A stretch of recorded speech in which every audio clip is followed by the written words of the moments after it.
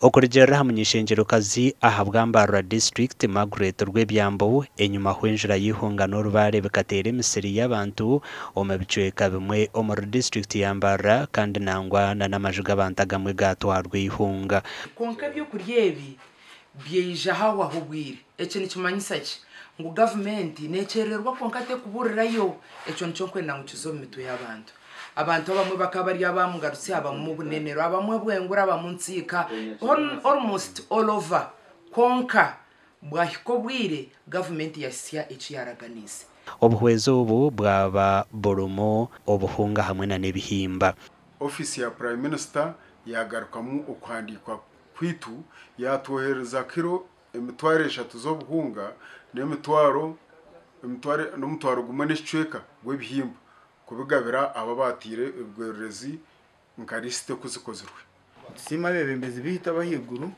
ba MP na ba chairman LC5 abagezeho kusyo butumwa bwitu nko kutwabahandikira ground kabahereza bakabitwara mu office ya prime minister nahabwo eco obuhungu butwatunga na nebihimba specifically nibiza kuzaha abantu bariya Abateirwe rubare nahabwo eco amazina gabo garuho tukagahandika nahabwo eco wana amanya ngo toratirwe toragira haliste yitwahandikira kandi utejumbo mu kugaba kukurukuza kubaho aho kwa makana gamanyo gahandikirwe kandi n'ibintu byabe byafiri obuhwezi ubu nubwo kwasubwa ba chairman b'entebe za kashatu okubose abantu kandi buri household narashuburuka neza kwinganisa n'endijo tarera akizentahira omakura gandi ekitongole kya Global Impact Leadership Alliance ekiruko obuhwezi abantu batari bamwe na bamwe okuruga mu USA cyatandika okushomesa abana babisho mu mashomero ga Kagadi bakubaha ebikwato no kwegesa abebembezi b'amadini. Love yourself. You have to value yourself and know that your value comes from God.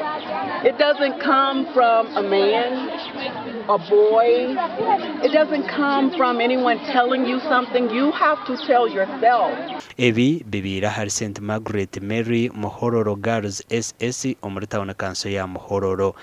The power lies within us, and that as we continue to tap into our God-given abilities and walk in our power, we will affect change and our voices will be heard. I want to encourage them, regardless of the opposition that they may be facing, know that God is greater than any opposition and that we have the power within us to succeed. Bana Bastin Kasimire omunyishenjero wabo yaga West nagira ngo akacwamo kuronde mpabuhwezezi ahabwo kwenda kushajika abana babisho mu kushoma kwabo kandi babahire na za computer. We give them computers, they are inside there. We are giving them an offer for free internet. Okay. They have already surveyed and they are about to install the free internet at St. Margaret. Amakuru agagasha kwa Evans Taremwa na Thomas Tumwebaze.